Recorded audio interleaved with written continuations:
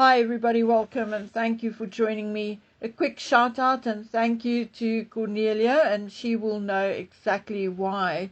She is a woman of few words and ample deeds. Also, thank you to everyone else who has reached out to help, and also a special thank you to those who paid attention and are helping by leaving a comment, even if that comment is an ice cream or a little heart. It helps with the algorithm. Not everybody has an extra dollar or two during these awful times, but that thumbs up or engagement in the comment section also counts a lot when Google calculates our payments. So thank you. I truly appreciate that. Okay, guys and girls, today it is straight talking day, and I want to talk royals, but also what is going on around them. All the bloody craziness, which is fast bringing me to a point where I'm wondering whether the monarchy, including William and Catherine and their children, are actually worth it. I actually cannot really believe that I'm saying this out loud. But, then I argue with myself and wonder what an England without a monarchy would be like.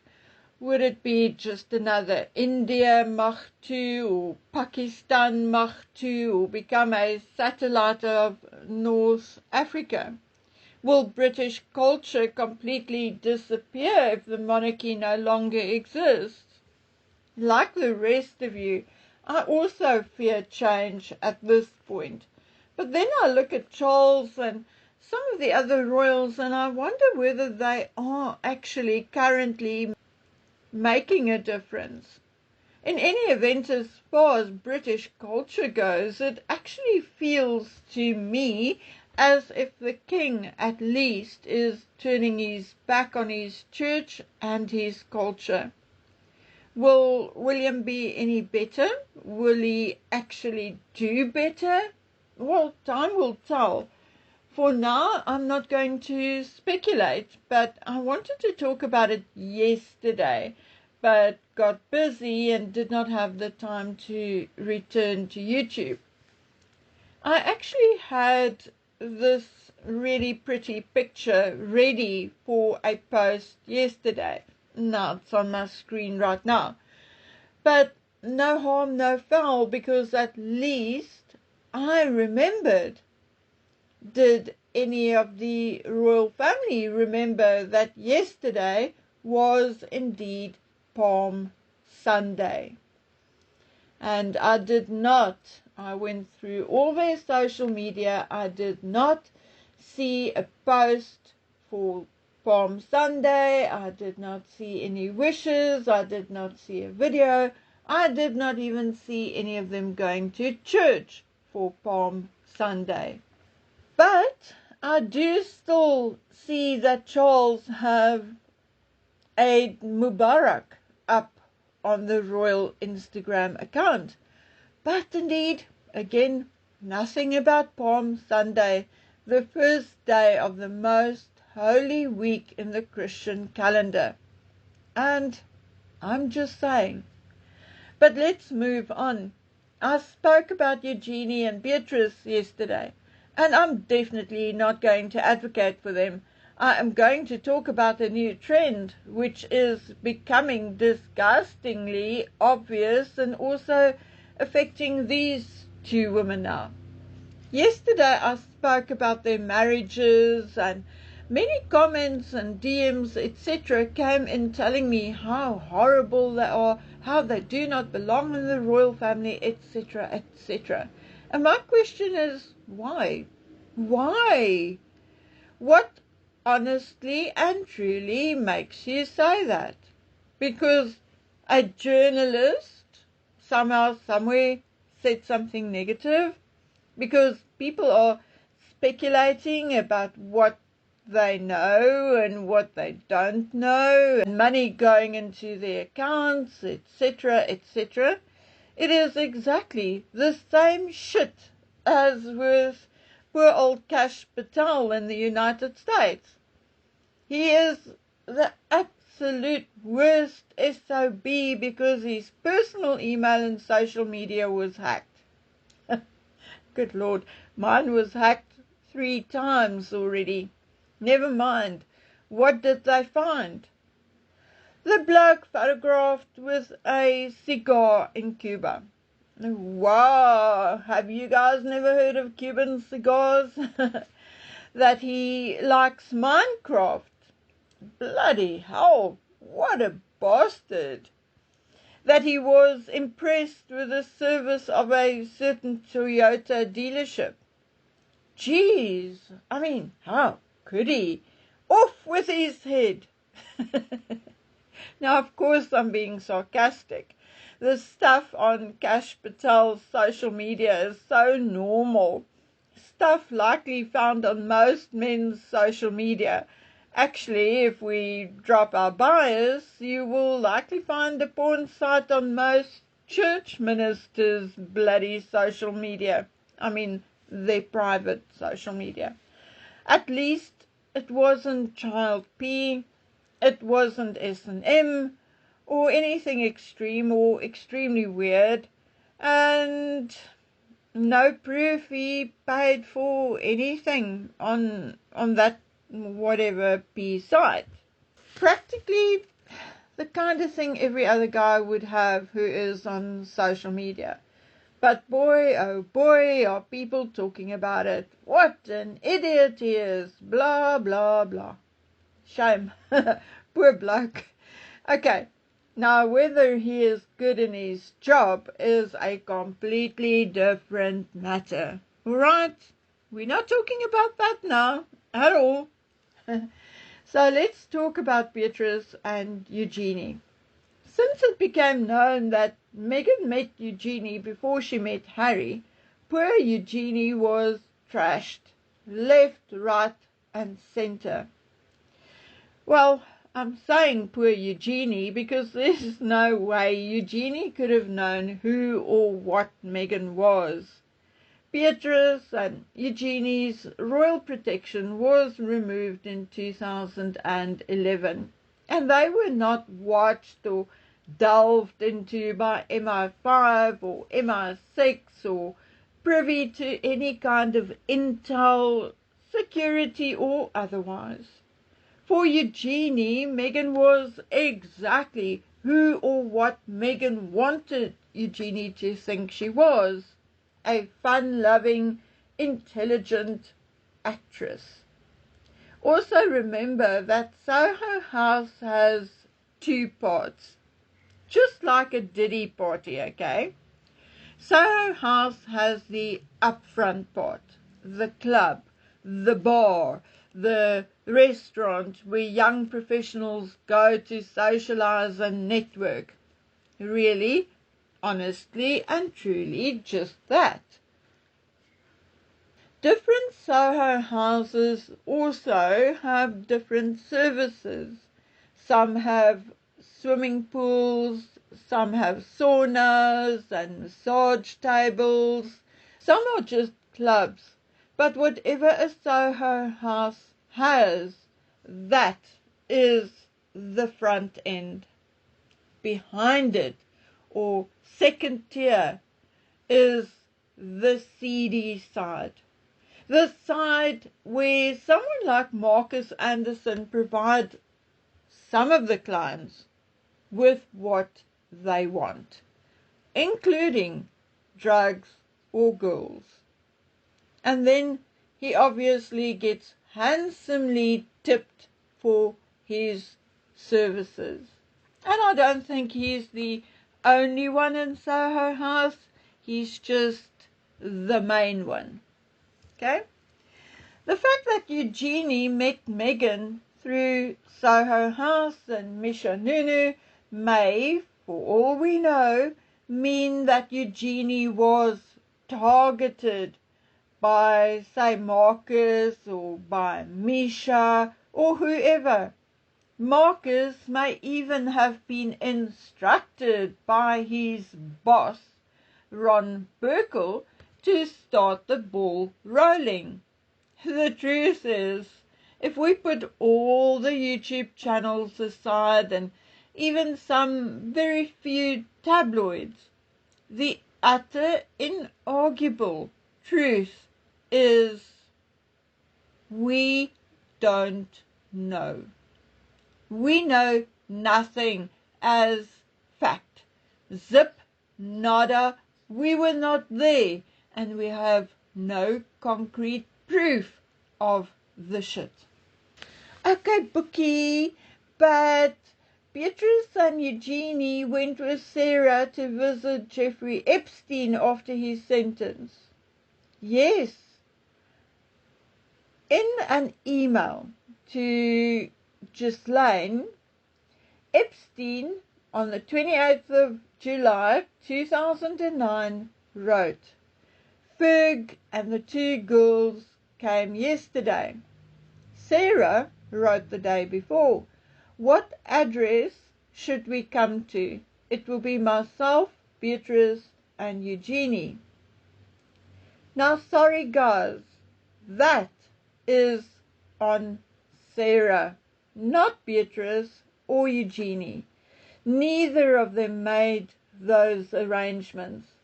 Yes, they were, say, 20 and 19, but I was already in my 30s when my dad, who owned a butchery, would phone me and ask me to phone the other butchery in town and ask them for a price on whatever.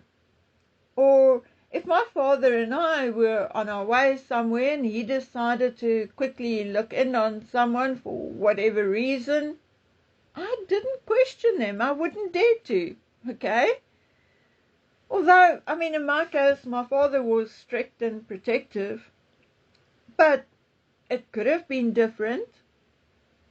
But I did not ask questions. My father was my father. I can hear Sarah say something like, okay, Beatrice and Eugenie, we are going to stay over at Uncle Jeff's for a day before moving on to the fashion show or a shoot or a charity gala or, whatever. Who knows? If Jeffrey Epstein had never touched either of them, Beatrice or Eugenie, why would they be bothered?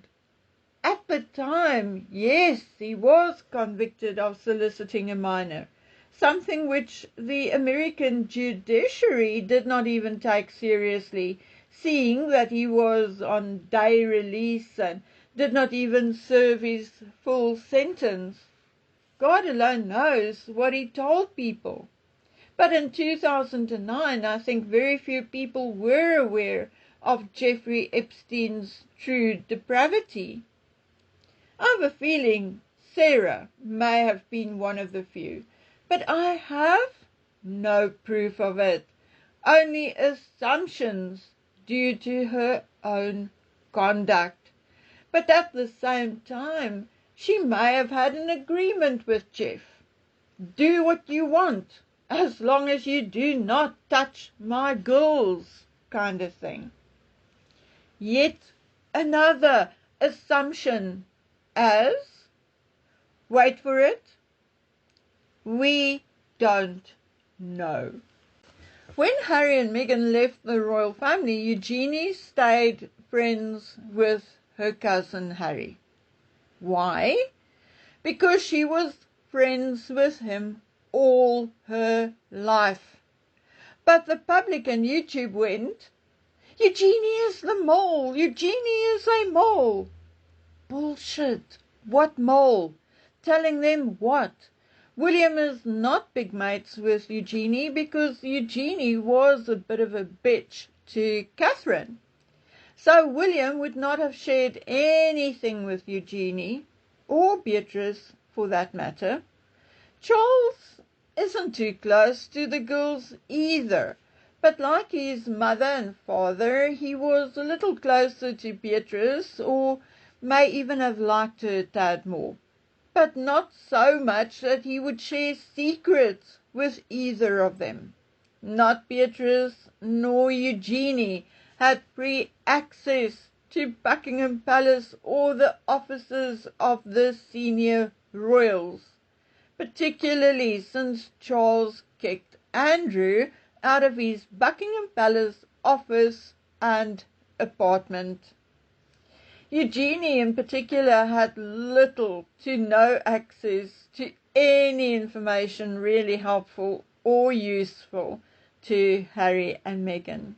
And maybe that is why there was a bitch fest between Meghan and Eugenie, because she was no longer useful to Meghan. My point is, the campaigns against people like Eugenie and Beatrice is such bullshit and so harmful. For all I know, Beatrice is a true bitch, a nasty piece of work. But I don't know that. She could also be the nicest person. I don't know. And you know what? You don't know. And that is the truth. I often see people in the comments say, I don't like Eugenie because she gave Harry and Meghan information, or she did this, or she did that. Yes, indeed. Just because Dan or Neil or Paula or even some AI video said so. But the truth is, we don't know. For weeks now we heard, Beatrice bad, she received money from so-and-so, wedding gift, birthday gift. Well, guys, go Google the gifts Queen Elizabeth received during her reign. Geez, some of the gifts the Queen received from the Persian Gulf will make your eyes water. Does that mean the Queen is a terrorist or Muslim or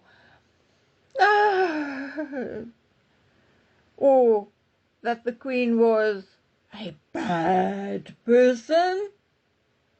I mean, even Charles walked into his office with millions of dollars in shopping bags.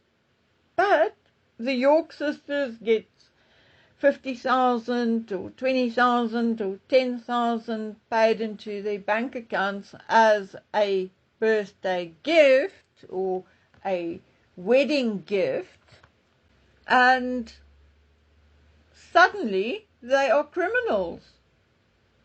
So was the Queen a criminal? Is Charles with his shopping bags full of money a criminal? Say yes, and then I will agree that there was something criminal about Eugenie and Beatrice receiving money for their birthdays or their weddings. Okay? I mean, that's fair, don't you think? Well, the point is, my dear friends, we know nothing for a fact. These two women were raised a certain way. Do they have the same values that we do? Most likely not. But we are ready to cancel them. Do you see what I mean? From what I hear from insiders, is that when it comes to manners and mannerisms, Beatrice and Eugenie stick strictly to what they were taught by the Queen. According to one insider and a journalist, both who are a bit older than me, but who had sort of known Beatrice and Eugenie since they were toddlers, both said they have never seen or experienced either one of the girls putting a foot wrong. They have only experienced them as proper, well-mannered and kind. Of course, I say they may be different behind the scenes, but we don't know. However, the wolves are howling for them to be cancelled. That is, unless they publicly denounce their parents. Now I'm asking you, would you? Would you do that? Well, I know what I'm going to say about myself and my opinion. I have things in my past which had remained a secret for all of my life. And my parents have even passed away. My mom just over a year ago and my dad a couple of years ago.